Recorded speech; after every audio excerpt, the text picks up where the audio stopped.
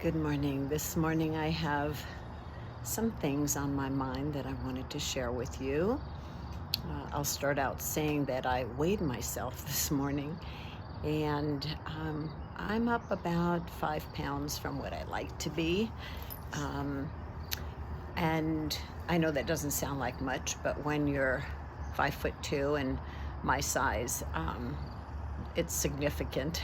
And someone once told me to look at a 5-pound bag of potatoes and then put it on my body, and I would get an idea of what I had put on. So this video is not about fat shaming. I'm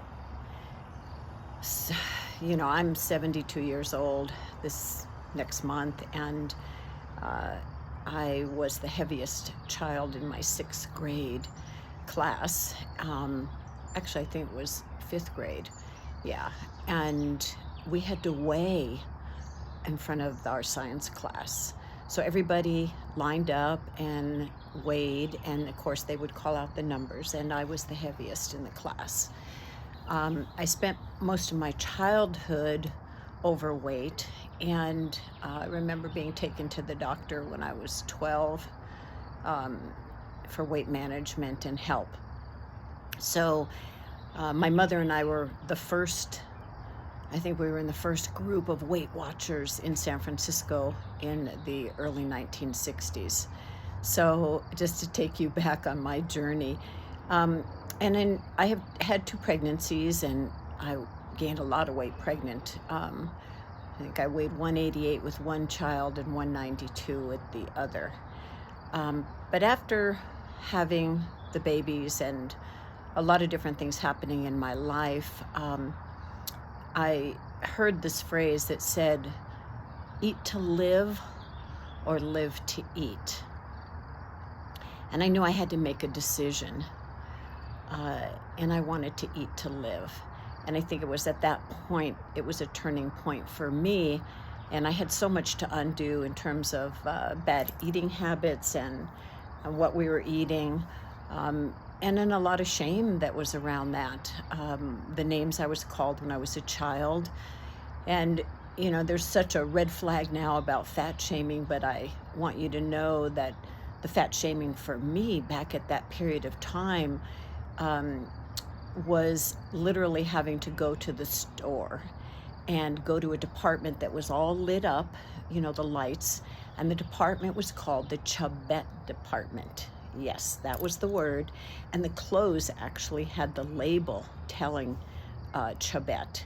So that was my experience. And I would say that was fat shaming. And not to say that there aren't things today that are included in, people's experience, but that was mine.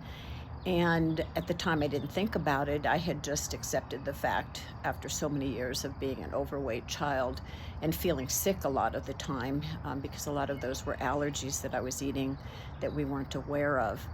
So I wanted to start with that story, because sometimes people look at me and think, oh, you're so tiny, what do you know? And oh, I do know. And I have a family that's full of people that are dealing with obesity and health problems. So coming back to that thought is, I look out and I see what's happening in our food industry. There are a lot of videos that are out there. Netflix just put out one called You Are What You Eat, the Twin Experiment, that explains, excuse me, what's happened over the span of years, and also to the quality of our food and the addictive quality that sugar, salt, fat, caffeine has on our bodies.